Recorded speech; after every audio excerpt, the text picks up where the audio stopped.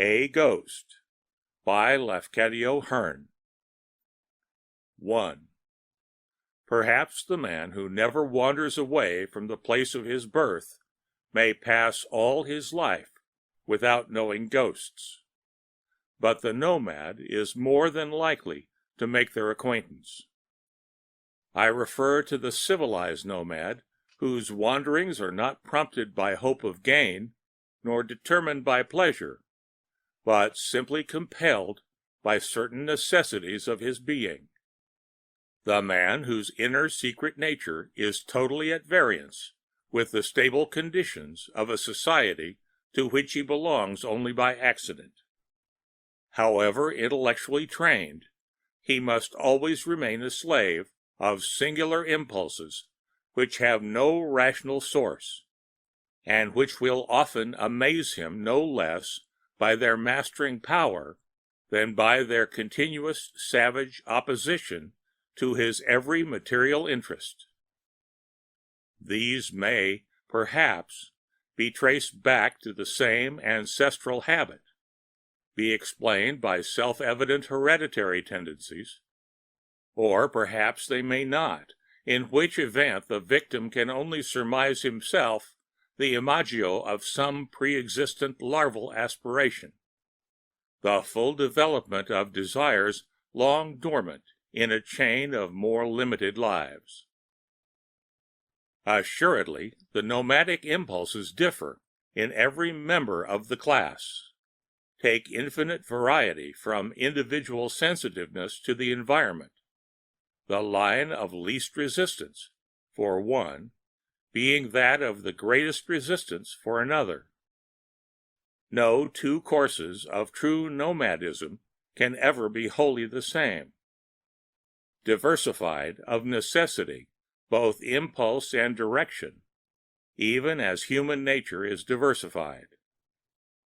Never since the consciousness of time began were two beings born who possessed exactly the same quantity of voice, the same precise degree of nervous impressionability, or, in brief, the same combination of those viewless, force-storing molecules which shape and poise themselves in sentient substance. Vain, therefore, all striving to particularize the curious psychology of such existences.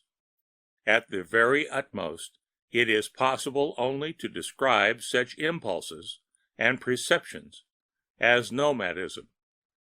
Vain, therefore, all striving to particularize the curious psychology of such existences.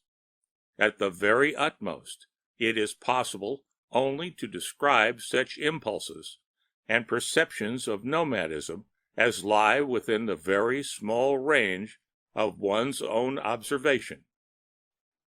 And whatever in these be strictly personal can have little interest or value, except in so far as it holds something in common with the general experience of restless lives.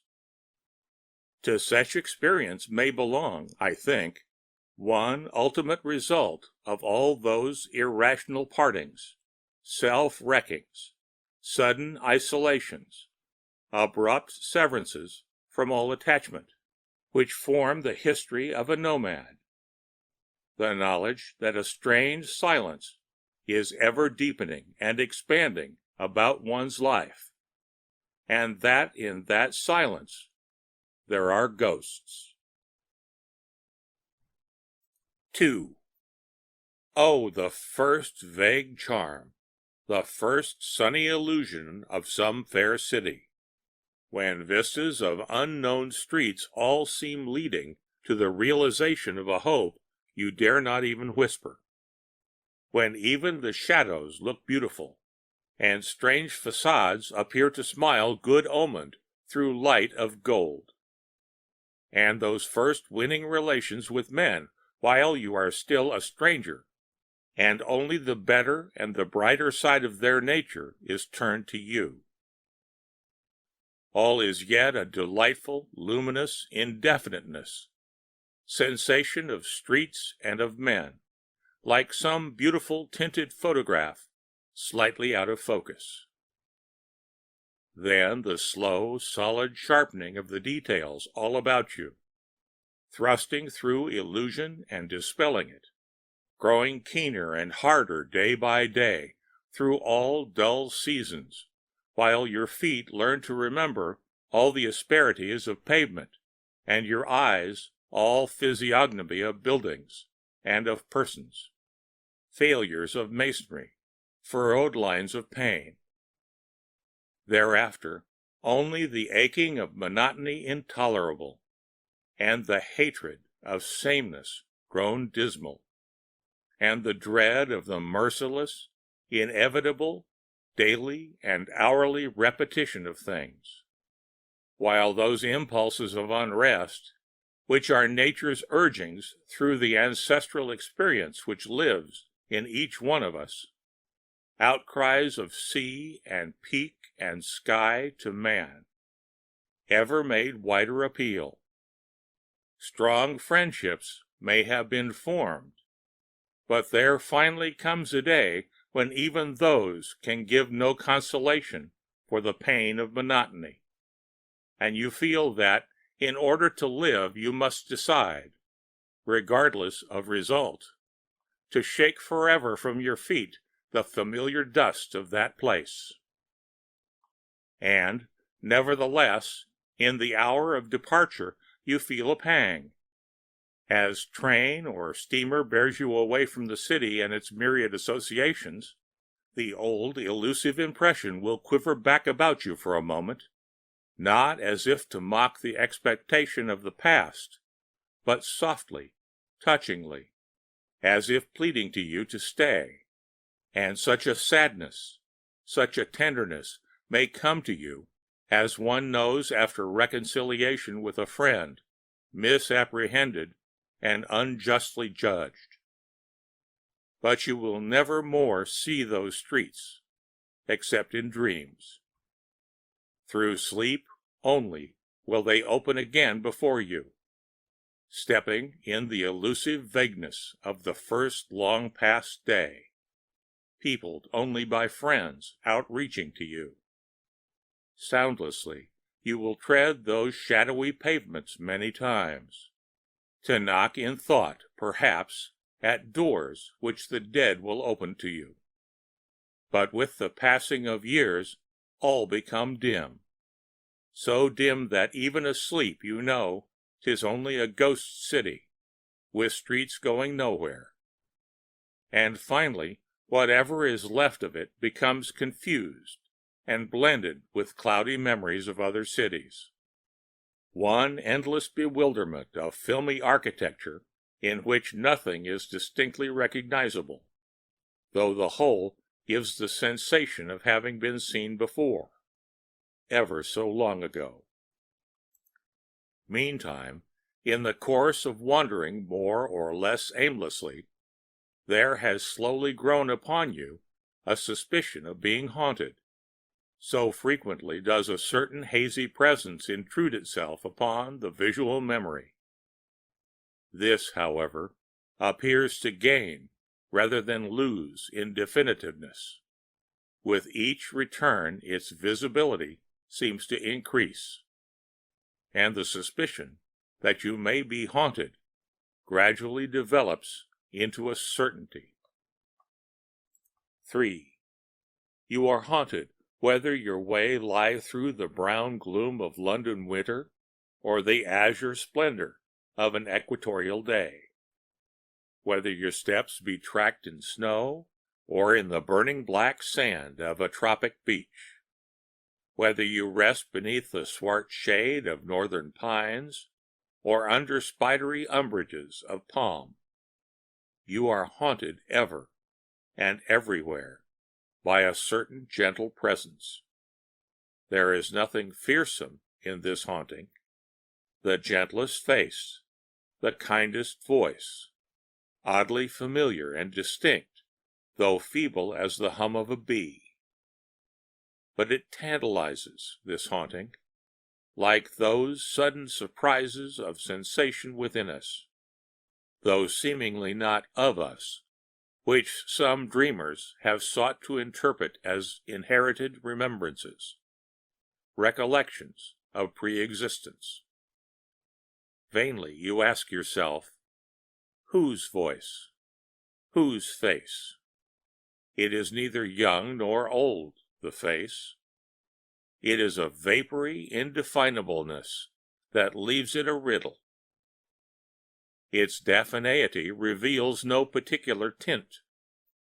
Perhaps you may not even be quite sure whether it has a beard, but its expression is always gracious, passionless, smiling, like the smiling of unknown friends in dreams, with infinite indulgence for any folly, even a dream folly, except in that you cannot permanently banish it. The presence offers no positive resistance to your will. It accepts each caprice with obedience. It meets your every whim with angelic patience. It is never critical, never makes pliant even by a look, never proves irksome. Yet you cannot ignore it, because of a certain queer power it possesses to make something stir and quiver in your heart. Like an old, vague, sweet regret, something buried alive which will not die. And so often does this happen that desire to solve the riddle becomes a pain, that you finally find yourself making supplications to the present, addressing to it questions which it will never answer directly, but only by a smile, or by words having no relation to the answering, words enigmatic, which make mysterious agitation in old forsaken fields of memory, even as a wind betimes over wide wastes of marsh sets all the grasses whispering about nothing. But you will question on, untiringly, through the nights and days of years. Who are you? What are you? What is the weird relationship that you bear to me?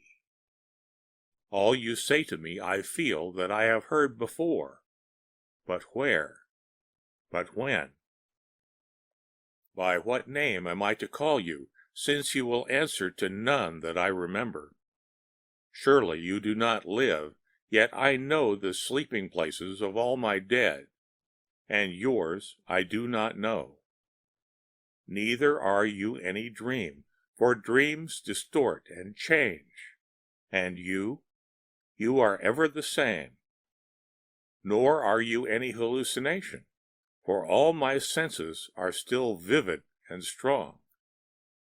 This only I know beyond doubt, that you belong to the past, you belong to memory, but to the memory of what dead suns? Then, some day or night, unexpectedly, there comes to you at least, with a soft, swift, tingling shock, as of fingers invisible, the knowledge that the face is not the memory of any one face, but the multiple images formed of traits of many dear friends, superimposed by remembrance and interblended by affection into one ghostly personality, indefinitely sympathetic, phantasmically beautiful, a composition of recollections. And the voice is the echo of no one voice, but the echoing of many voices, molten into a single utterance, a single impossible tone, thin through remoteness of time, but inexpressibly caressing. 4. Thou most gentle composite, thou nameless and exquisite unreality, thrilled into semblance of being from out of the sum of all the lost sympathies, thou ghost of all dear vanished things, with thy vain appeal of eyes that looked for my coming, the vague, faint pleading of voices against oblivion, and thin electric touch of buried hands. Must thou pass forever with my passing, even as the shadow that I cast, O thou shadowing of souls? I am not sure, for there comes to me this dream, that if aught in human life hold power to pass, like a swerving sun-ray through interstellar spaces, into the infinite mystery, to send one sweet, strong vibration through immemorial time, might not some luminous future be peopled with such as thou? And in so far as that which makes for us the subtlest charm of being can lend one choral note to the symphony of the unknowable purpose, in so much might there not endure also to greet thee another composite one, embodying indeed the comeliness of many lives, yet keeping likewise some visible memory of all that may have been gracious in this thy friend?